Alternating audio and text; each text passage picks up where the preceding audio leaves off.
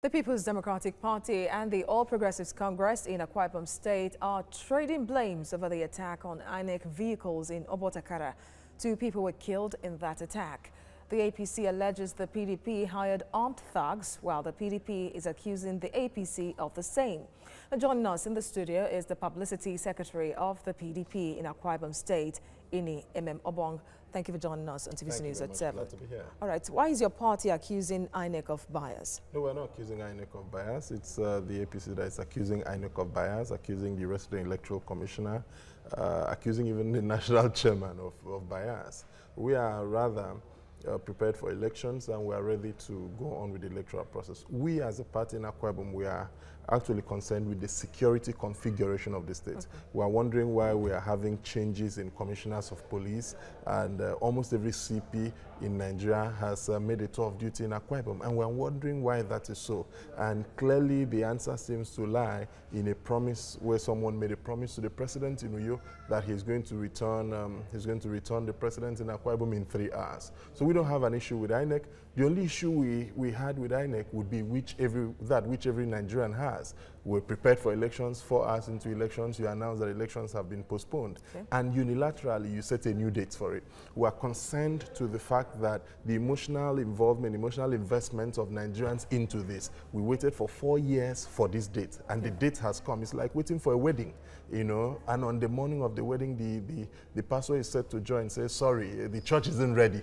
You know, so how will a bride, how will a groom feel? That's how we're feeling. The chairman of the APC is accusing the PDP of inciting the violence in Obotakara and burning INEC vehicles. No. Well, you see, it's always easy that the person inciting makes the accusation. Now, the drivers of the vehicles are alive and have made statements.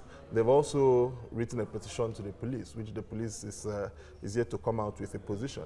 In that same local government, 2 weeks ago, the electoral officer was beaten up by people he knows and people who are identified as the APC chapter chairman in that local government. Reports were made to the police and nothing was done.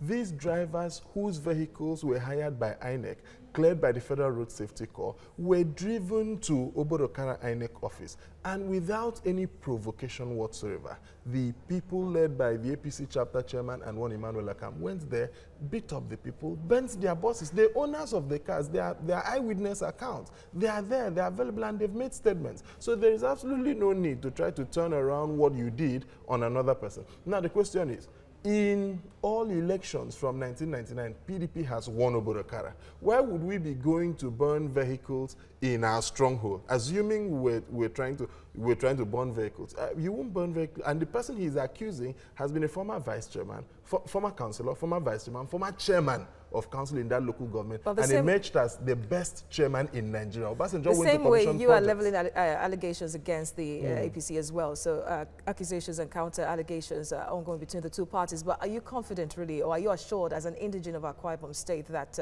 the upcoming elections this Saturday would be peaceful? Yeah, it would be peaceful to the extent that the security architecture wants it to be. Like we've said, our problem is not with the presidential directive as to deal ruthlessly. It's about the abuse. Abuse because in Akwa Ibom State, you have a situation where a former commissioner of police, who is now an AIG, has relocated to Akwa Ibom for purposes of election and is clearly partisan.